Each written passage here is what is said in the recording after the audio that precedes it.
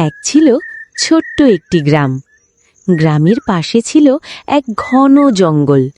লোকজন বলতো সেই জঙ্গলে নাকি একটা সোনালী পাখি থাকে, যে পাখিকে দেখলে নাকি মানুষের সব দুঃখ দূর হয়ে যায়। কিন্তু কেউ কখনো সেই পাখিটাকে ধরতে পারেনি। সেই গ্রামে রিফাত নামে এক কৌতূহলী ছেলে ছিল। সে ভাবল, আমি সেই পাখিটাকে খুঁজে বের করব। একদিন ভোরবেলা সে চুপি চুপি জঙ্গলে ঢুকে পড়ল।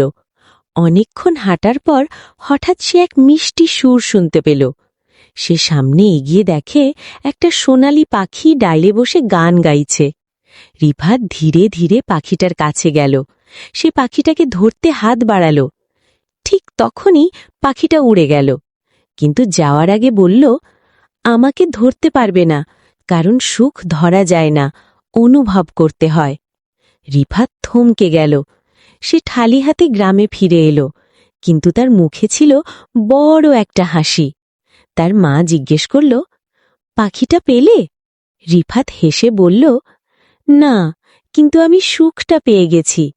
সেই দিন থেকে রিফাত ছোট ছোট জিনিসে আনন্দ